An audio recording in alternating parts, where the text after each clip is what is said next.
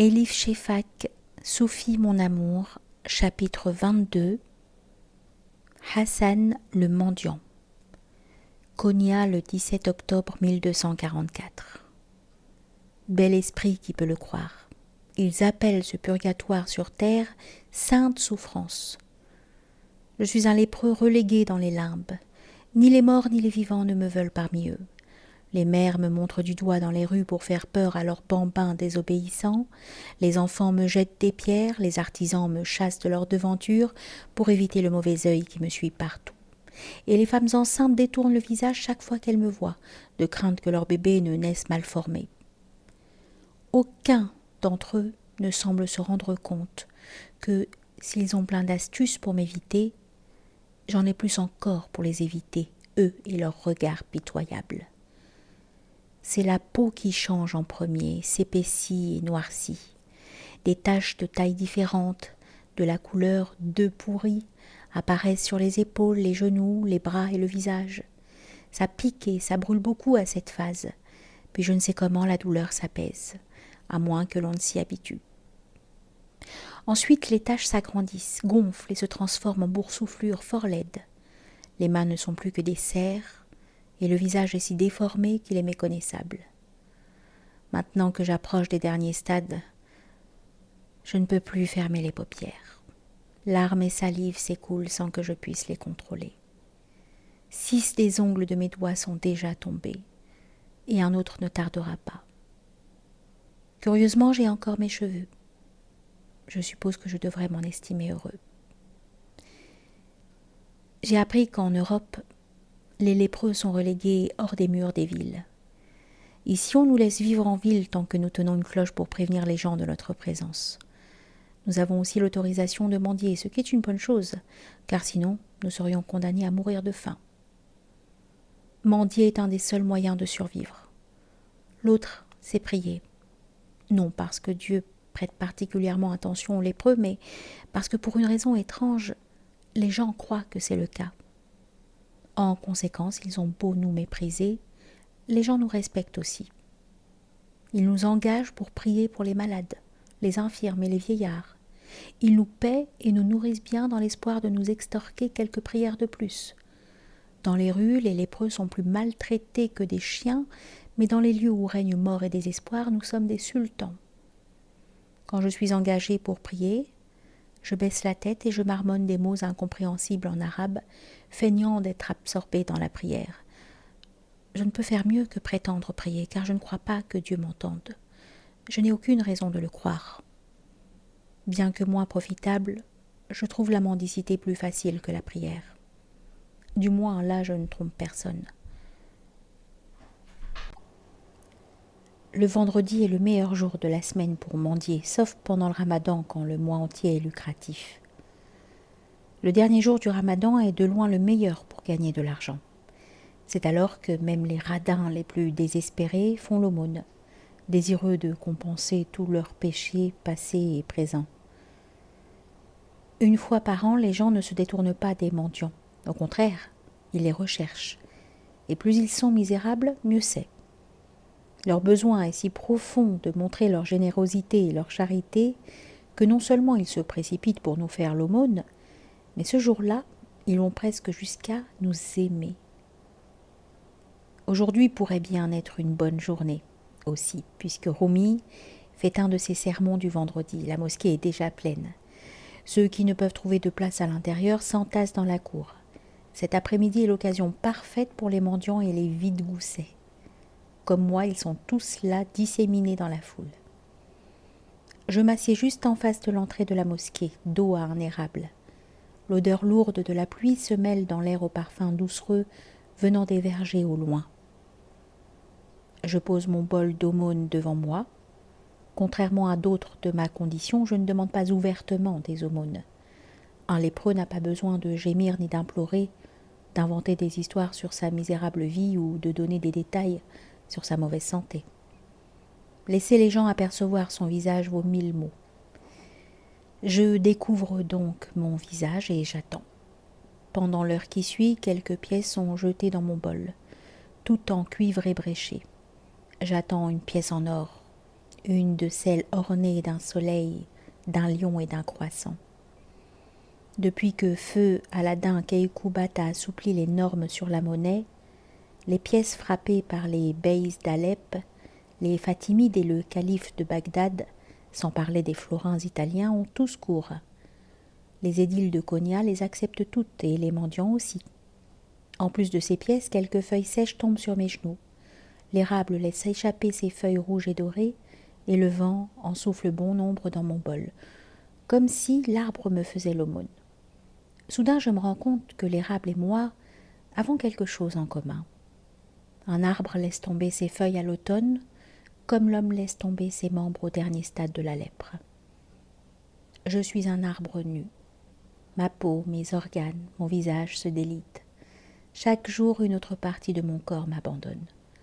Contrairement à l'érable, il n'y aura pas de printemps pendant lequel je refleurirai.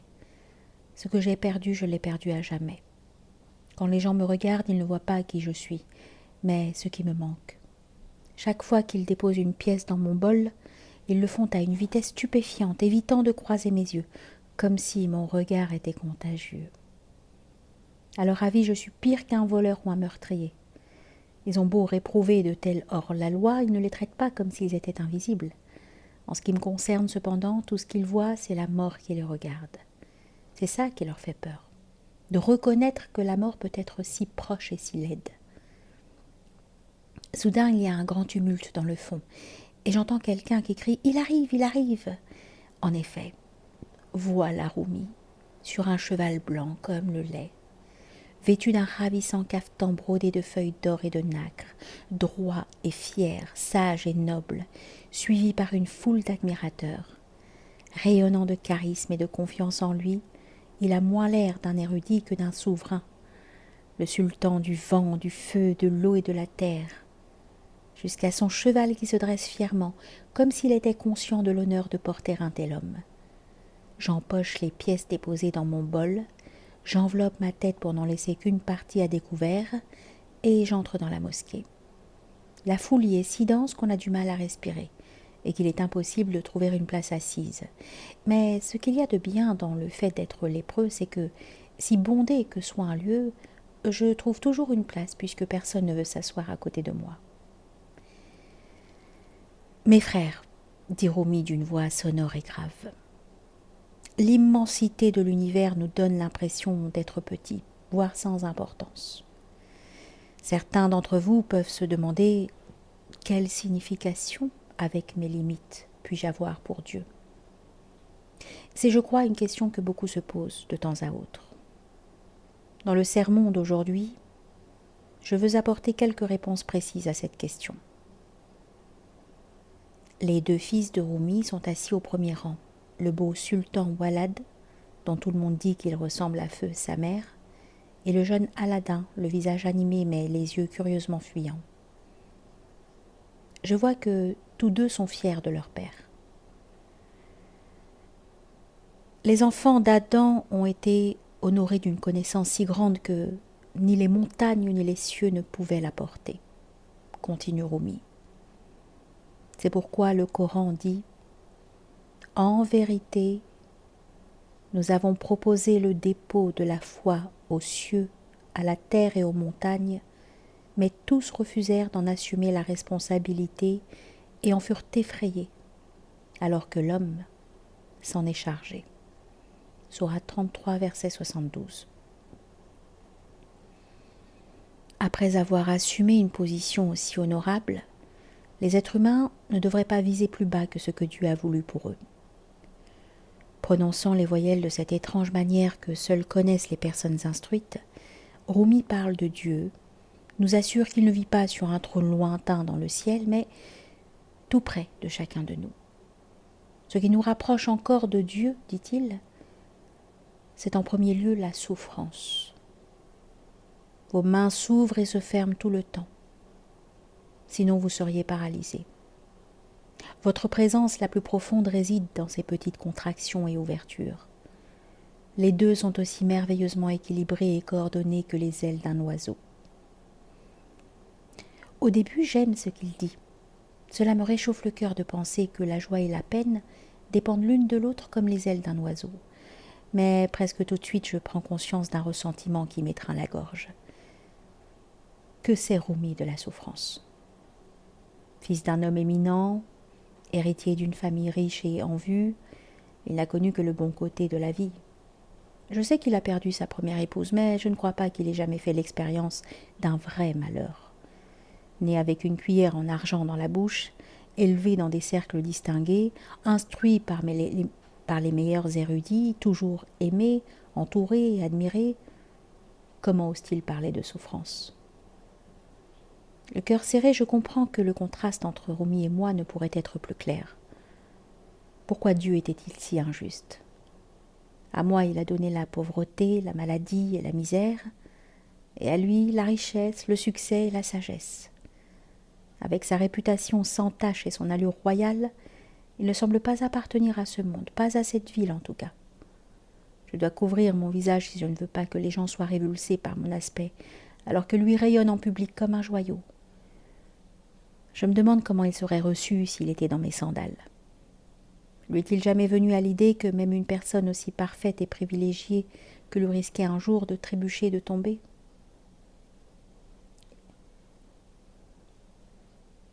Lui est-il jamais venu à l'idée que même une personne aussi parfaite et privilégiée que lui risquait un jour de trébucher et de tomber? A-t-il jamais envisagé ce qu'il éprouverait s'il était rejeté, ne serait-ce qu'une journée?